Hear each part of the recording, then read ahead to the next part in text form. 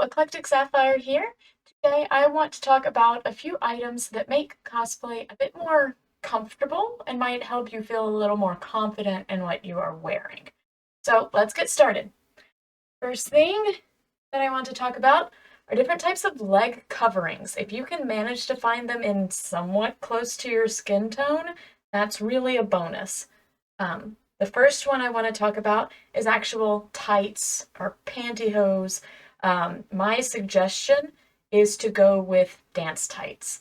Capezio, Bloch are a few big name brands of dance wear, and because more access, more skin tones have become a focus over the last few years, they're getting better about having more color options to suit your skin tone. Um, this one is not quite my right skin tone, but it's pale enough at least. It's not that pink ballet tight, and it's not that obnoxiously deep red toned that seem to be the only two options for a really long time in dance tights that are white or black. So find some dance tights so that you can have a little bit of coverage on your legs if you want it. If it's a little bit chilly, it's nice to have an extra layer.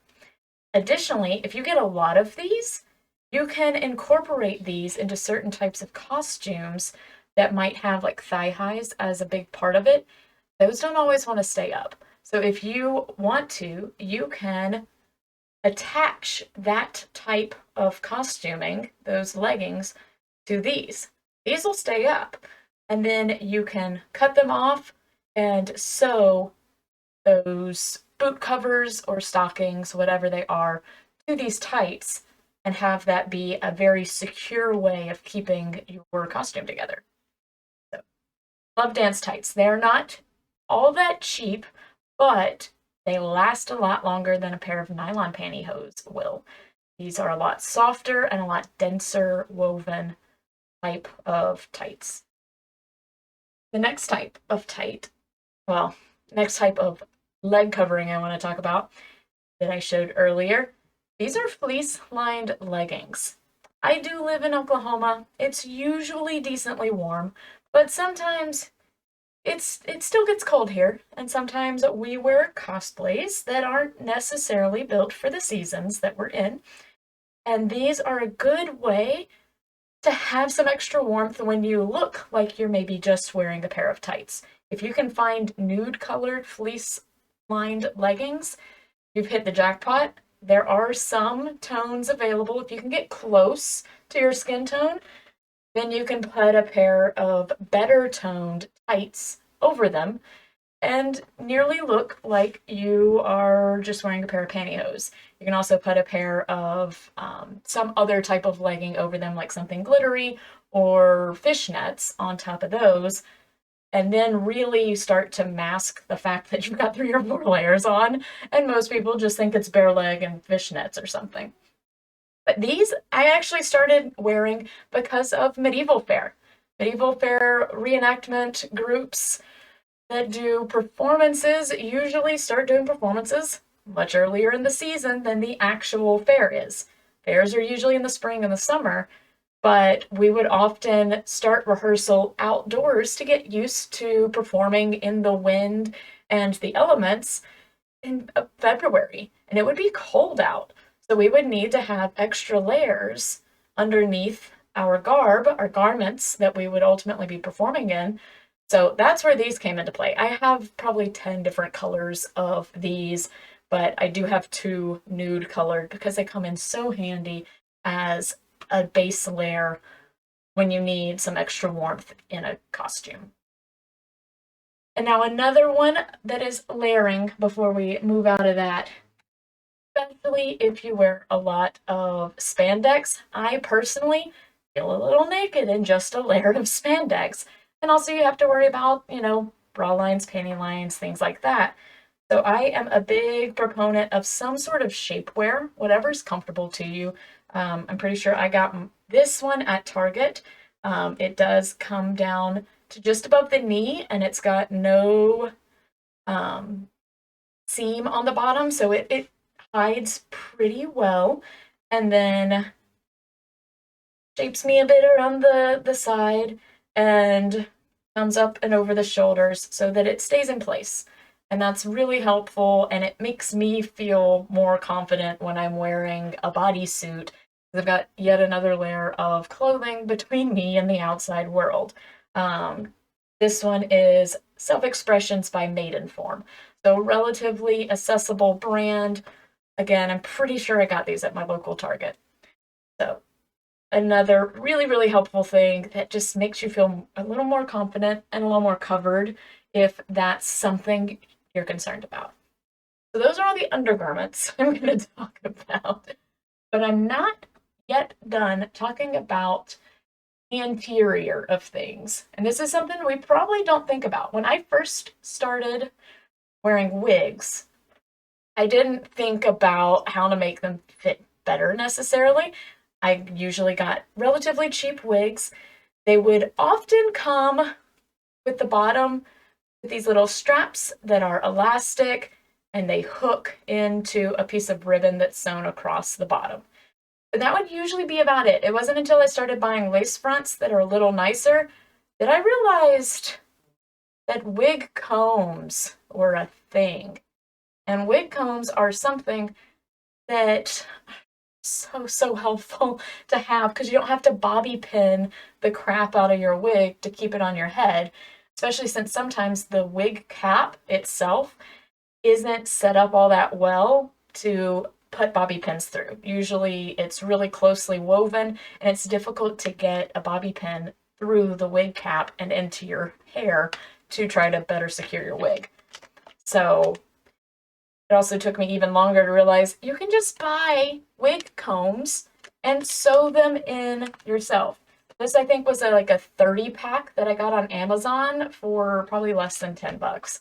So just look up wig combs and add them to your wigs, especially heavier ones that have the tendency to fall back at the hairline. That's the worst, to get a picture back and realize that your widow's peak or something was poking through. All you have to do when you get them is just stitch them in across a couple of points. I personally like to put them at the temples and one somewhere along the top. Some that are kind of waist front or faux lace front will make it difficult to sew one directly here. So sometimes I'll put one instead at the back of that internal structure so that it hooks in at the crown of my head. It's also nice if you have the tendency for the bottom side of the wig to slide up off the nape of your neck, you can also put one down here to help secure that hair. Funny thing about this wig specifically, this is just a brown curly wig that I got on Amazon. And one time I was doing a photo shoot with a group of friends and I had on Talia al Ghul, and then we had a few other Bat Family and Birds of Prey type characters. So we were filming just a little mini fight scene for a TikTok video. And it cut right before, or well, I went off screen before this happened. That prompted me to put wig combs in a handful of my wigs that were particularly bad about sliding around or had a slightly bigger wig cap than other ones. Because I'm fight, and I get like uppercut by Green Arrow, and I step out of frame, but my wig flies off my head. So before the next time I wore this wig, I had installed a few wig combs so that my wig wouldn't fly off again. So that is a very, very helpful thing. Relatively cheap to do. You'll probably stab yourself a little bit while you're sewing through the wig wefts, and just be careful. Wear a thimble if you need to, but it's just some very slight sewing and you're good to go. So those are my really big ones. Some leggings and tights close to your skin tone, some sort of undergarment that helps you feel secure. For ladies, that might be shapewear. For guys, that might also be shapewear, or at least like a dance belt or something to help keep things in place where you want them when you're wearing something that's pretty revealing body-wise. If you're just wearing a layer of spandex, you want to feel confident that you look how you looked in the mirror that morning, and shapewear will help achieve that after a long day at a con or something. And then combs and wigs. Those are the really big ones I wanted to touch on, but I have two other little tidbits that I want to share with you that are ones I honestly forget about sometimes, and then I remember them when I need it, of course, and I'm like, why didn't I do that? So number one, that's just duh. If you have back zippers and you don't always have someone, a friend, to zip you up, you can, not this size of string, but you can add a small string, a little zipper pull to the zipper pull. Usually there is a space in the zipper. This is an invisible zipper and there's still a space for this big old cord to go through. That way you can at least get it started until you can get your fingers on the actual zipper pull. That'll be a little more secure to pull it. But you can use a string on your zipper in order to help get past those awkward spots that you can't quite reach on your own all the time. So that's one just easy one that I forget about, but will be a little quality of life. And then another one is if you wear gloves a lot, these are my Green Lantern gloves. Sometimes grip isn't always the best, and also you can't always work your phone, and we're on our phones all the time. We're taking pictures. We need to be able to interact with our phone. So one thing, you probably can't see it on here except for the one old one that has cured a different color, but no, you can't see it on the camera. But one thing you can do is get a silicone-based glue. You probably have it already if you make a lot of costumes and have to stick things together. But you can put little nibs on your fingertips. You can do it on all of them or just these two in order to have a little bit of texture other than the slippery fabric of the gloves at your fingertips. And that's also a little bit of help with working a phone and stuff as well. So I hope these tips and tricks have been helpful to you. They're things I've kind of learned over time. The wig clips were a pretty new one, only after flinging my wig off of my head, which was hilarious. And I wish it had been caught on camera, but we died laughing. It's perfect. Just Talia, wig cap. Where'd my wig go? It's on the ground over there. So let me know if you have any other fun tips and tricks in the comments below. I will have some links to I will have links for sure to some wig combs, but again, you can just find whatever amount makes sense for you on Amazon, or if you have a beauty supply store that sells wigs, they'll probably have them as well if you want to shop locally. But all of my links and social media will be posted below. And please remember to like and subscribe and hit that notification bell if you want to be notified whenever I post new videos.